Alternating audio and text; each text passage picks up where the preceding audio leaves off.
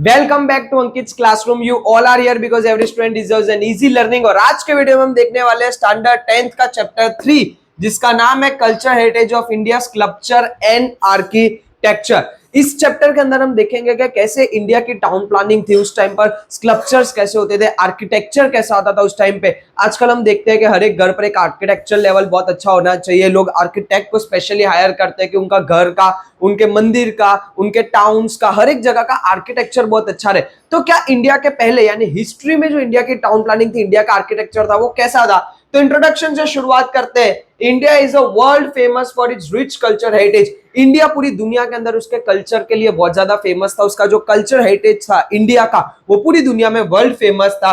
The art of sculpture and architecture has brought a unique identity of India. India की identity बहुत सारे चीजों में पूरी दुनिया में थी, जैसे कि अगर हम ले ले एग्रीकल्चर के अंदर, या फिर हमारे रिलीजियस को लेके, स्पिरिचुअलिटी को लेके। उसके अलावा एक बोलते हैं ना सोने पे सुहागा, वो सोने पे सुहागा वाला सीन था sculpture and architecture. Sculpture and architecture की वजह से इंडिया की जो पोजीशन थी वो और भी ज्यादा यूनिक होल्ड हो रही थी। Town planning of Indus culture of ancient India was created then contemporary town planning of the world and it's very remarkable. अगर हम इंडिया के टाउन प्लानिंग की बात करें पहले के, तो वो टाउन प्लानिंग और पूरी दुनिया की टाउन प्लानिंग बहुत ज्यादा डिफरेंस देखने को मिलता था। जहां 1000, 2000, 3000, 4000 साल पहले की अगर बात करें, जहां पर पूरी दुनिया को टाउन प्लानिंग के बारे में भी इतनी नॉलेज नहीं थी, तब इंडिया के टाउन प्लानिंग बहुत ही ज्यादा एक्स्ट्रा ऑर्डिनरी थे, बहुत ही ज्यादा बोल सकते हैं सिस्टमैटिक थे, जिसकी वजह से वो एक रिमार्केबल पोजीशन होल्ड करता है। Sculpture means to carve the feeling on stone, wood और on metal with hammer and chisel. Sculpture का मतलब क्या होता है? तो स्कल्पचर का मतलब कि अपनी फीलिंग, आपको जो चीज बनानी है, मूर्ति बनानी है, तो मूर्ति बनानी किस पर बनानी?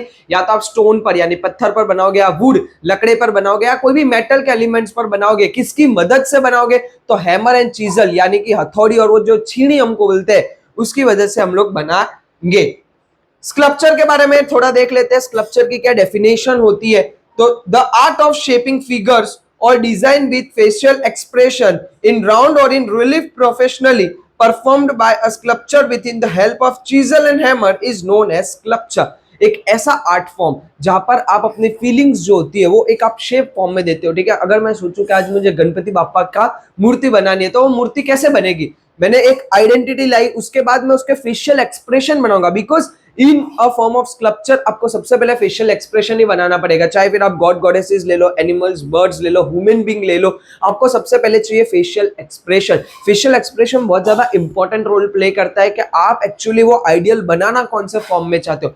वो फेशियल एक्सप्रेशन को आप क्या करते हो? वुड पर या फिर स्टोन पर या फिर कोई भी मेटल एलिमेंट पर क्या किया जाता है? उसको बनाया जाता है। किसकी मदद से बनाया जाता है? तो हैमर एंड चीजल है ना, हथौड़ी और छीनी की मदद से वो सारी चीजें बनाई जाती है, जिसको हम लोग बोलते हैं स्कल्पचर। स्कल्पचर बनाना हर किसी के काम का नहीं है। स्कल्पचर बनाने के लिए भी एक प्रोफेशनली होना चाहिए, मतलब इसके लिए एजुकेशन मैटर नहीं करता, बट इसके लिए एक्सपीरियंस मैटर करता है। आप अगर देखते हो कि कोई भी मूर्ति वगैरह बनती है, या उसका जो एक एक्सप्रेशन होता है, वो एक्सप्रेशन अगर आपको डिलीवर्ड ही नहीं होगा, तो आप उस पर्टिकुलर मूर्ति से कनेक्ट ही नहीं कर पाओगे। क्यों कनेक्ट नहीं कर पाओगे? क्योंकि उसका जो एक्सप्रेशन है, उसका जो एक बनाने का तरीका है, वो आपको कहीं ना कहीं क्लिक नहीं हो पाया।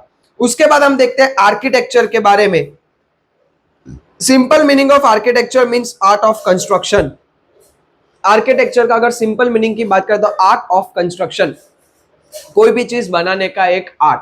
ठीक है, फिर चाहे वो घर बन रहा हो, किले बन रहे हो, मंदिर बन रहा हो, मस्जिद बन रहा हो, टॉम बन रहा हो, कुछ भी बन रहा हो, वो चीज बनाने का, कंस्ट्रक्शन करने का जो आर्ट फॉर्म होता है, उसको बोला जाता है architecture. The word vastu is used for architecture in Sanskrit language and it is very much renowned. अगर हम बात करते हैं आर्किटेक्चर के, तो संस्कृत में आर्किटेक्चर को कहीं ना कहीं वास्तु से भी रिलेट किया गया है, जो आजकल रियोन्ड हुआ है। रियोन्ड में यानी कि आज भी हर जगह पर वास्तु के बारे में लोग बात करते हैं कि मंदिर का, अगर मंदिर जो है घर का, वो उसी डायरेक्शन में होना चाहिए, रूम इस डायरेक्शन में होना चाहिए, वॉशरूम इस डायरेक्शन में होना चाहिए, हॉल इस डायरेक्शन में होना चाहिए, किचन इस डायरेक्शन में होना चाहिए। This is all a form of vastu. Vastu यानी कि एक कंस्ट्रक्शन जो होता है ना, तो वो हर एक ग्रहों की दिशा, ये सारी चीजों को देख के बनाया जाता है। कोई भी जगह पर डायरेक्ट कंस्ट्रक्शन कभी शुरू नहीं हो जाता, वहां पर पूरा वास्तु देखा जाता है कि कौन सी चीज कहां पर बननी चाहिए, उसके बाद ही उस चीज का कंस्ट्रक्शन होता है। In this reference, art of constructing buildings, houses, towns, wells, forts, minarets, dam, mosque and Tom is called architecture. Architecture बनाने में घर के अलावा जैसे बिल्डिंग आ गई, घर आ गए, टाउन्स आ गए, वेल कुएं आ गए, फोर्ट्स यानी किले आ गए, मिनारेट्स आ गए, मंदिर आ गए, मस्जिद आ गई, तोम्ब आ गए, ये सारी चीजें आर्किटेक्चर के अंदर ही इंक्लूड होती है। Skills of architect is seen in the art of his architecture. Architecture बनाने में आर्किटेक्ट की स्किल देखी जाती है। एक आर्किटेक्ट होता है, ठीक है, अगर आज आपको घर बनाना है, ठीक है, फ्रॉम बॉटम टू अप, ठीक है, मतलब खाली जमीन आपको पूरा घर बनाना है, तो आप उसके लिए सबसे पहले किसको हायर करते हो? आर्किटेक्ट को हायर करते हो। आर्किटेक्ट आपका पूरा एक आपको बोलते हैं डमी बना के दिखाएगा कि आपका रूम यहाँ होगा, हॉल यहाँ पर होगा, आपका ये मॉडल बनेगा। उसके बाद उसके ऊपर कंस्ट्रक्शन शुरू होता है। कंस्ट्रक्शन शुरू होने के बाद पता चलता है कि आर्किटेक्ट ने जो स्किल्स लगाई थी वो क्या बेहतरीन है, क्या वो उससे अच्छा आर्किटेक्चर बना है, यस और नो। तो एक पूरा जो आर्किटेक्चर होता है वो आर्किटेक्ट की स्किल के ऊपर डिपेंड करता है। उसके बाद नेक्स्ट टॉपिक है एशियन इंडिया टाउन प्लानिंग, यानी कि जो पुराना इंडिया था, इंडिया मतलब कि इंडिया की जो हिस्ट्री थी, एशियंट इंडिया जो था, वहां पर टाउन प्लानिंग कैसे होती थी। India has acquire expertise in the field of town planning. India ने एक एक्सपर्टीज हासिल की हुई है टाउन प्लानिंग के अंदर, यानी इंडिया कहीं ना कहीं बहुत ज्यादा एक्सपर्ट था टाउन प्लानिंग करने के लिए। Many such towns have been found out during archaeological excavation work. बहुत ज्यादा टाउन प्लानिंग हमको देखने को मिली है जब हमारे यहाँ पर जो आर्कियोलॉजिकल डिपार्टमेंट होते हैं वो एक्सकैवेशन वर्क करते हैं, यानी कि जो पुरानी चीजें ढूंढते हैं, खुद काम करते हैं, वो सारी चीजें के ऊपर रिसर्च करते हैं, उनको इन काम के दौरान बहुत ज्यादा टाउन प्लानिंग देखने को मिली है। The town were divided into 3 sections, और हर एक जगह पर आपको देखने को मिलेगा कि जो टाउन है वो 3 हिस्सों में बांटा गया हुआ था। सबसे पहला था fort of rulers. Fort of rulers यानी कि जो राजा महाराजा के किले होते थे वो। Second, houses of administrative officers situated on the upper part of the town. राजा के मंत्री हो गए, ठीक है, रिच क्लास जो हो गई, ठीक है, जो राजघराने में रहते थे या राजघराने के मंत्री तंत्र में थे, ऐसे ऑफिसर्स के जो घर थे वो आपको टाउन के ऊपरी हिस्से में देखने को मिलेंगे, यानी कि राजा के फोर्ट के नीचे देखने को मिलेंगे। थर्ड है residence of common people situated on the lower part of the town, और बाकी बचे जो प्रजा होती थी यानी कि जो कॉमन लोग होते थे उनके आपको जो घर है वो लोअर पार्ट में देखने को मिलेंगे टाउन के अंदर। Fort of rulers were constructed on the upper part of the town. राजा महाराजा के जो किले होते थे वो हमेशा अपर पार्ट पर बनाए जाते थे। क्यों अपर पार्ट पर बनाए जाते थे? क्योंकि जब पहले के जमाने में जब वॉर होती थी, कोई एक जो राज्य है वो दूसरे राज्य पर हमला कर देता था, तो किला सबसे ज्यादा पहले मेन सेफ होना चाहिए था। Plus for an attack purpose, ऊपर से नीचे अटैक करने के लिए बहुत ज्यादा इजी रहता है उनके लिए, इसीलिए हमेशा किले ऊपर बनाए जाते थे। अपर part of the town is safe and protected with housing 2 to 5 rooms. हमने उसके बाद देखा कि फोर्ट्स के बाद जो सेकंड लेयर आती है वो आती है एडमिनिस्ट्रेटिव ऑफिसर वाले लोग, राजा के तंत्री मंत्री जो होते थे वो लोग वहां पर रहते थे, उनके आपको देखने को मिलेंगे 2 to 5 रूम्स, ठीक है, यानी 2 BHK से 5 BHK के घर आपको उनके देखने को मिलेंगे जो अपर पार्ट में होते थे, इसी वजह से वो ज्यादा सेफ और प्रोटेक्टेड रहते थे। House on the lower part of the town are mainly constructed with handmade bricks, और जो प्रजा के घर होते थे, कॉमन जो घर होते थे वो ज्यादातर ईंटों से बनाए जाते थे या फिर कच्चे मकान आप बोल सकते हो, वैसे आपको देखने को मिलेंगे। People of Indus Valley civilization has developed many more beautiful and systematic towns than many other civilization of the world from the archaeological point of view.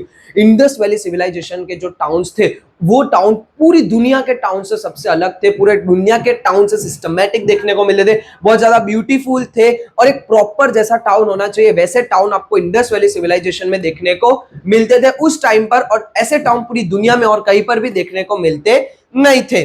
Among all of them, Harappan and Mohenjo-daro had best town planning, और Indus valley civilisation के भी सारे town में से Harappan town और Mohenjo-daro town सबसे best town planning मानी जाती है।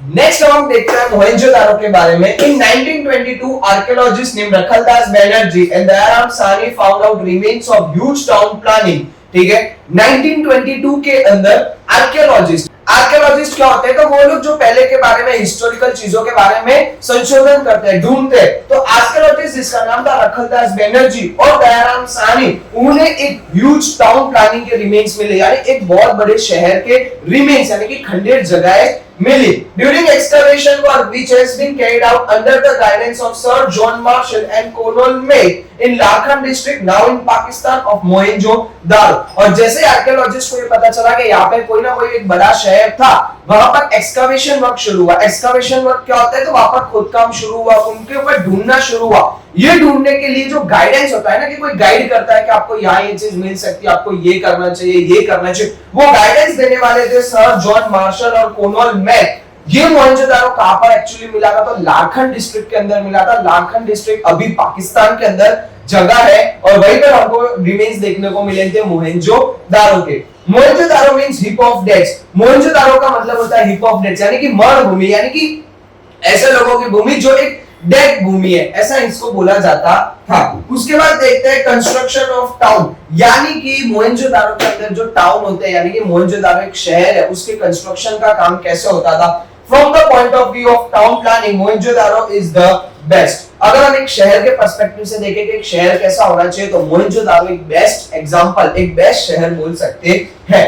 Houses were built on high plain to protect them from flood and dampness। ठीक है, जो एक शहर होता है ना, वो शहर की जितने भी घर होते थे, जितने भी फ्लोर्स होते थे, वो हमेशा जमीन से ऊपर रखे जाते थे। क्यों ऊपर रखे जाते थे, तो कि वहां पर फ्लड वगैरह की सिचुएशन कभी आए तो उन घरों को कभी भी नुकसान ना हो, घर के अंदर पानी ना आए, घर के अंदर कचरा ना आए। ये सारे रीजंस की वजह से वो लोग क्या करते थे, हमेशा जमीन से फ्लोर को हमेशा ऊपर रखते थे।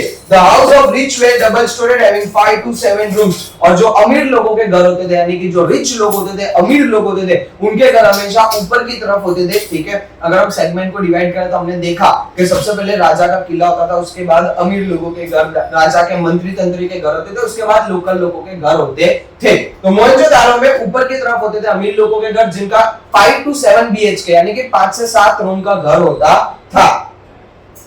Which those of poor people were single storied having 2 to 3 rooms। और वहीं पर अगर जो पुअर लोग होते थे, उनका एक माले का घर होता था, जिसके अंदर 2 to 3 BHK आपको घर देखने को मिलते थे। The town was fortified। ठीक है, जो टाउन था वो पूरा fortified था, यानी कि टाउन के अंदर सिक्योरिटी भी पूरी थी, हर तरीके से बाउंड्री वगैरह बनाई हुई थी, फोर्ट वगैरह भी वहां पर अवेलेबल थे। The main entrance of the house opened on the side lanes and not on the main roads। घरों का समझो कि अब टेक्निक कैसे थी कि घर के जो दरवाजे होते थे वो कभी भी मेन रोड की तरफ नहीं खुलते थे, क्योंकि उन्हें उस टाइम पर भी पता था कि मेन रोड पर दरवाजा खुलेगा तो ट्रैफिक इश्यूज देखने को मिलेंगे, छोटे बच्चे होंगे तो उनका एक्सीडेंट होने के चांसेस है। इसीलिए घर के दरवाजे जो होते थे वो हमेशा एक साइड लेन होती है ना, कि आप समझो कि ये मेन रोड है, ठीक है, ये जो है वो मेन रोड है और ये साइड रोड है, तो घर के दरवाजे हमेशा इस तरफ खुलते थे। क्यों इस तरफ खुलते थे, ताकि लोगों को कोई नुकसान हो नहीं। Remains of storehouse, kitchen and bathroom were found in every house। हर एक घर के अंदर स्टोर रूम देखने को मिला था, किचन देखने को मिलेगा, बाथरूम भी देखने को मिला था। There were proper arrangements of door and windows to keep the house airy and ventilated। हर एक घर के अंदर दरवाजे और खिड़कियां बहुत ही सही तरीके से बनाई हुई थी, जिससे ये पता चलता है कि वो लोग एरी और वेंटिलेटेड सिचुएशन में रहते थे, यानी कि घर के अंदर हवा उजास भी प्रॉपर रहती थी। सेकंड है कि मोहनजोदारो में रोड्स कैसे थे। Roads are main feature of this town planning. इस टाउन प्लानिंग का मेन फीचर था रोड, यानी कि उस टाइम पर भी रोड्स कैसे होने चाहिए, रोड होने भी चाहिए या नहीं, इसकी भी समझ उस टाइम के लोगों को थी। The roads were 9.75 metre wide. हर एक जो मोहनजोदारो का रोड था वो 9.75 मीटर चौड़ाई में रोड था। The small link roads cross the major ones at right angle। ठीक है, अभी जो होता है कि जो छोटे-छोटे रोड्स होते हैं, ठीक है, वो छोटे-छोटे रोड्स बड़े रोड्स को 90 डिग्री पर क्रॉस करते हैं। ठीक है, यानी समझो कि ये मेन रोड है, हाईवे, और ये एक छोटा रोड है, तो ये एक दूसरे को कनेक्ट करते हैं, जहां पर 90 डिग्री का एंगल बनता है। The roads were wide enough for a number of vehicles pass at the time। Road इतने चौड़े बनाए थे उन्होंने कि एक टाइम पर बहुत सारे व्हीकल्स एक साथ जा सकते थे। Pits on the roadside suggest that there might have been lamp posts। और हर एक रोड के आसपास उनको कहीं ना कहीं लैंप पोस्ट देखने को मिले थे, यानी कि कहीं ना कहीं ऐसा बोला जाता है कि उस टाइम पर भी उन्होंने स्ट्रीट लाइट्स जैसी सुविधाएं की हुई थी, जो लैंप पोस्ट यानी कि लैंप के थ्रू चलती थी। रोड्स ऑफ टाउन्स में straight main roads without turns. ठीक है, जैसा हाईवे होता है, हाईवे कैसा होता है कि हाईवे हमेशा स्ट्रेट होता है, वहां पर कोई भी टर्न्स आते नहीं है। वैसे उस टाइम पर के भी जो मेन रोड होते थे, जो हाईवे रोड्स होते थे, वहां पर कोई टर्न्स होते नहीं थे। This is considered to be the speciality of Asian time, और यही एक स्पेशलिटी बोली जाती है कि हाउ, मतलब आज जो हम लोग चीज यूज कर रहे हैं राइट एंगल पर मेन रोड्स और लेन रोड्स को कनेक्ट करने का, हाईवेज पर कभी टर्न्स नहीं होते हैं, नंबर जो रोड्स होते हैं वो चौड़े होने चाहिए, इतनी सुविधा हम आज भी करते हैं, और इतनी सुविधा उस टाइम पर मोहनजोदारो के टाइम पर भी लोगों को थी। There were two main roads, one from north to south and another to east to west. Both crossed each other at right angle. चार रास्ते हम जिसको बोलते हैं, एक जो रास्ता होता है वो नॉर्थ टू साउथ जाता है, एक जो होता है वो ईस्ट टू वेस्ट जाता है, और ये जो पूरा इंटरसेक्शन होता है वो होता है बीच में राइट एंगल पर इंटरसेक्शन होता है, जिसको हम क्रॉस रोड बोलते हैं, चार रास्ते भी बोलते हैं। तो उस टाइम पर मोहनजोदारो में भी यही सिचुएशन होती थी। उसके बाद देखते हैं ड्रेनेज सिस्टम, यानी कि मोहनजोदारो का ड्रेनेज सिस्टम कैसा था। This is unique feature of this town planning, ये भी एक यूनिक फीचर है कि उस टाइम पर भी ड्रेनेज सिस्टम होता था। Such a drainage system was found in our expert is in the island of Crete of Mediterranean Sea। ठीक है, उस टाइम का मोहनजोदारो का जो ड्रेनेज सिस्टम था वो इस तरीके से बनाया हुआ था, जो मेडिटेरियन सी के जो क्रेट करके आइलैंड है उसके जैसा सिमिलर देखने को मिलता था। This system was built to drain dirty water out from the town. Each and every house has cascade। ठीक है, और ये ड्रेनेज सिस्टम क्यों बनाया गया था? तो ड्रेनेज सिस्टम इसलिए बनाया गया था कि हर एक घर का और पूरे टाउन का जो एक वेस्ट होता है, ठीक है, जो गटर का पूरा वेस्ट होता है वो उस टाउन से बाहर जा पाए, यानी कि वो पूरे शहर से बाहर जा पाए। हर एक घर के अंदर सस्पेक्ट भी देखने को मिलता था। This planned, systematic and efficient drainage system suggests clearly proves that they were very careful about their health and hygiene। और ये ड्रेनेज सिस्टम के कॉन्सेप्ट से हमें ये पता चलता है कि उस टाइम के मोहनजोदारो के लोग बहुत ही ज्यादा केयरफुल थे उनके हेल्थ और हाइजीन को लेकर। क्यों? क्योंकि उन्होंने ये पूरा ड्रेनेज सिस्टम का एक सिस्टम क्रिएट किया। अगर वो लोगों को हेल्थ के बारे में पता नहीं, तो उनको ये पता ही नहीं होता कि ये वेस्ट हमको बाहर करना चाहिए, तो वो ये सारी चीजें करते नहीं। यानी कि ड्रेनेज सिस्टम से ये प्रूफ क्लियर होता है कि वो लोग हेल्थ और हाइजीन को लेकर भी कंसर्न थे। मोहनजोदारो जो था वो एक टाइम का बहुत ही ज्यादा सिस्टमैटिक टाउन प्लानिंग था। रोड को लेके, घरों को लेके, ड्रेनेज सिस्टम को लेके, और भी एस्पेक्ट हम लोग देखेंगे, उन सारी चीजों को लेके मोहनजोदारो जो था वो one of the best town planning बोला जाता था और बोला जाता है। नेक्स्ट देखते हैं पब्लिक बाथ्स के बारे में। A huge bath was excavated at Mohenjodaro. Mohenjodaro के जब रिमेन्स ढूंढ रहे थे तो उस टाइम पर उनको एक बहुत बड़ा बाथ देखने को मिला था, यानी कि पब्लिक बाथ देखने को मिला था। There was an arrangement to put fresh water in and dirty water out। वहां पर इस तरह की अरेंजमेंट की हुई थी कि वहां पर जो फ्रेश वाटर है वो अंदर आएगा और जो खराब पानी है वो हमेशा बाहर जाएगा। There might have been facility for hot water and small rooms for changing the clothes। और वो पब्लिक बाथ के अंदर ये फैसिलिटी भी देखने को मिलती थी कि वहां पर हॉट वाटर भी अवेलेबल था, यानी कि गर्म पानी भी अवेलेबल था, और छोटे छोटे रूम बनाए हुए थे चेंजिंग करने के लिए, यानी कि कपड़े चेंज करने के लिए। This public bath might have been used on festivals and religious ceremonies। और ऐसा मानने में आता है कि ये पब्लिक बाथ जो है वो फेस्टिवल यानी त्योहारों में यूज होता होगा, या रिलीजियस सेरेमनी जैसे कि किसी की शादी वगैरह होगी तो उस टाइम पर ये पब्लिक बाथ यूज होते होंगे। Next, public buildings. The ruins of few huge buildings have been found on Mohenjo-daro। Mohenjodaro के अंदर दो पब्लिक बिल्डिंग्स देखने को मिले, यानी कि दो बहुत बड़ी-बड़ी दो बिल्डिंग्स के रिमेन्स देखने को मिले थे। They might have been used as a town hall or as a theater or an administrative office or a granary। ऐसा मानने में आता है कि ये बिल्डिंग्स किस तरह से यूज होती होगी, तो या तो ये टाउन हॉल होगा, या तो ये थिएटर होगा, या कोई एडमिनिस्ट्रेटिव यानी कि जो बोलते हैं सरकारी कचेरी वो हो सकती है, या फिर यहाँ पर ग्रेनरी हो सकता है। ग्रेनरी यानी क्या होता है कि स्टोर रूम होते हैं जहाँ पर अनाज वगैरह को स्टोर किया जाता है, वैसी जगह भी ये हो सकती है। The barrack of such building was also found out। This must have been to accommodate soldiers। और उन्हीं बिल्डिंग्स के अंदर बैरकॉट यानी कि एक बोला जाता है ना कि सोल्जर्स को ट्रेनिंग करने की जगह वो भी देखने को मिली थी, तो उससे ये पता चलता है कि इसके अंदर कहीं ना कहीं सोल्जर्स को ट्रेन भी किया जा सकता है। तो ये था बेसिकली पूरा का पूरा मोहनजोदारो के बारे में। मोहनजोदारो के रोड्स कैसे होते हैं, घर कैसा होता है, ड्रेनेज सिस्टम कैसा होता है, पब्लिक बाथ कैसा होता है, पब्लिक बिल्डिंग कैसे होती है, ये सारी चीजें हमने देखी। नेक्स्ट हम देखते हैं हड़प्पा के बारे में। In 1921, under the leadership of Sir John Marshall and Colonel Meek, ठीक है, सेम 1921 के अंदर कौन लीडर थे? सर जॉन मार्शल और कॉलोनल मैक इसके लीडर थे। उनके गाइडेंस के, उनके लीडरशिप के अंदर दयाराम साहनी ने ढूंढ के निकाला था Indus valley civilisation. Discover very ancient remains of Indus Valley from monastery in Punjab near Harappa. और इंडस वैली सिविलाइजेशन का सबसे पहले जो रिमेन्स देखने को मिले थे वो देखने को मिलेंगे पंजाब के आसपास की एक जगह का नाम था हड़प्पा, और हड़प्पा के वहां से देखने को मिला इंडस वैली सिविलाइजेशन का रिमेन्स हमको सबसे पहले देखने को मिले थे। The remains of Indus valley civilisation were found from Ranpur in Himalayan region, ठीक है। उसके बाद इंडस वैली सिविलाइजेशन के रिमेन्स और कौन-कौन सी जगह पर देखने को मिले इंडिया में, तो उसके बारे में बताया हुआ है। तो सबसे पहले हमने देखा हड़प्पा में देखने को मिले, उसके बाद रनपुरी हिमालयन रीजन में देखने को मिले, अलामगिरी में देखने को मिले जो उत्तर प्रदेश के मेरठ में आया हुआ है, कालिंबाग के अंदर देखने को मिले जो राजस्थान के अंदर आया हुआ है, लोथल धोलका तालुका गुजरात में देखने को मिला, उसके बाद देशलपुर शिकरपुर कच्छ में देखने को मिला, धोलावीरा में देखने को मिला, उसके बाद सौराष्ट्र तालुका के लिमडी डिस्ट्रिक्ट के रणपुर में देखने को मिला, श्रीनाथगढ़ में देखने को मिला, गोंडल में देखने को मिला, कुंतान से नियर मोरबी में देखने को मिला, सोमनाथ में देखने को मिला। ये सारी जगह इंडिया की अलग अलग, गुजरात, राजस्थान, यूपी, इन सारी जगह पर हमको इंडस वैली सिविलाइजेशन के रिमेन्स देखने को मिले, यानी कि इन सारी जगह पर कहीं ना कहीं इंडस वैली सिविलाइजेशन के टाउन प्लानिंग अवेलेबल थे। The region of सप्त Sindhu river is a region of our Indian culture, ठीक है। हमारी जो सप्त सिंधु नदी होती है वो हमारे इंडियन कल्चर को कहीं ना कहीं डिस्क्राइब करते हैं। पूरा इंडस वैली सिविलाइजेशन जो है ना वो नदी के किनारे ही बसा हुआ था, सिंधु नदी के आसपास पूरा का पूरा जो इंडस वैली सिविलाइजेशन था वो कहीं ना कहीं बसा हुआ था। The culture which developed here is known as Indus Valley Civilization। और ये सप्त सिंधु नदी के आसपास जितना भी कल्चर डेवलप हुआ उसको इंडस वैली सिविलाइजेशन बोला जाता है। It remains were found first from Harappa, so it is known as Harappan civilization।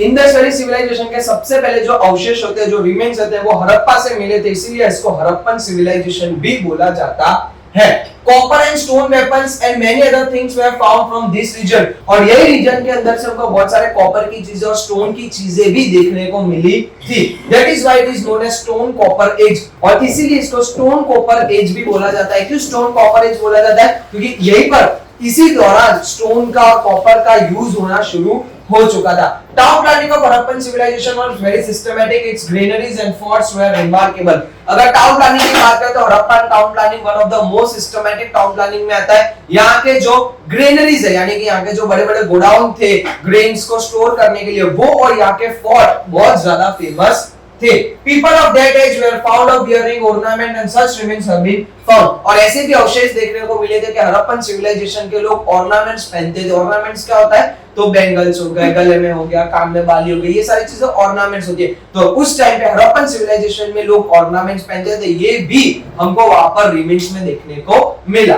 Next अब हम देखते हैं धोलावीरा के बारे में। A huge and systematic Asian town contemporary to Harappan civilization has been found 2 kilometers away from Dholavira village at Khadir in vast desert at Bachau taluka which is about 140 kilometers from Bhuj। एक हमको बहुत huge और systematic town planning मिला, धोलावीरा में मिला। अब ये actually आया कहां से? तो हमेशा रिवर्स में जाना चाहिए। भुज से 140 किलोमीटर दूर भचाऊ तालुका के डेजर्ट के अंदर खादिरबेट विलेज के अंदर धोलावीरा से 2 किलोमीटर दूर हमको एक टाउन प्लानिंग मिला। ठीक है, समझ में आया? वापस देखते हैं कि धोलावीरा हमको कहां पर मिला। तो भुज से 140 किलोमीटर दूर भचाऊ तालुका के डेजर्ट के अंदर खादिरबेट गांव में धोलावीरा नाम की जगह से 2 किलोमीटर दूर हमको एक बहुत बड़ा ह्यूज और सिस्टमैटिक टाउन प्लानिंग मिला, जिसको हम आगे चल के धोलावीरा नाम से जानते हैं। अभी archaeologist department of Gujarat survey heap of ruins, ठीक है, गुजरात के आर्कियोलॉजिकल डिपार्टमेंट ने इसको हीप ऑफ ruins नाम से सर्वे किया हुआ था। जब यहाँ पर सर्वे शुरू हुआ तब यहाँ पर कुछ भी नहीं था, पूरा का पूरा खंडर जमीन थी।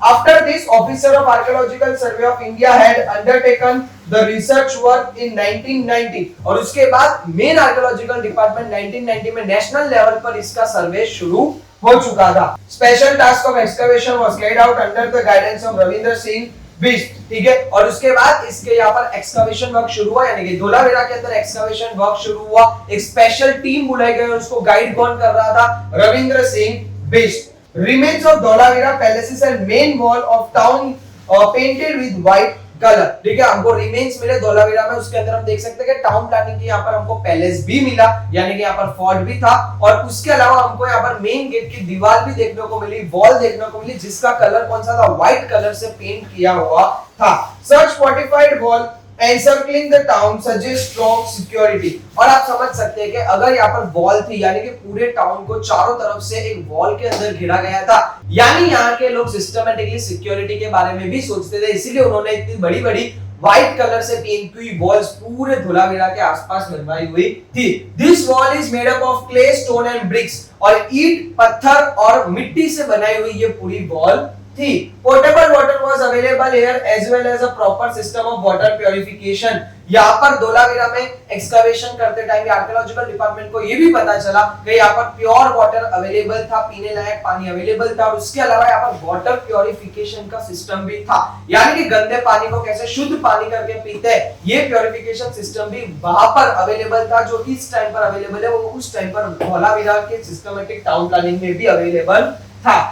Was set up here which is not made available to all even in modern age। और प्यूरिफिकेशन और पीने लायक पानी की प्रॉब्लम हमको आज मॉडर्न एज में देखने को मिलती है, वो उस टाइम पर बिल्कुल भी थी नहीं। तो यह था बेसिकली धोलावीरा के बारे में, ठीक है, कि एक सिस्टमेटिक टाउन प्लानिंग है जहां पर सिक्योरिटी के लिए वॉल्स वगैरह भी बनाई गई थी, व्हाइट कलर का पेंट था, पैलेसेस भी यहाँ पर अवेलेबल थे। उसके अलावा यहाँ पर एक जो प्यूरिफिकेशन सिस्टम था वो देखने को मिलता था कि पानी को कैसे प्योर करके पिया जाता है।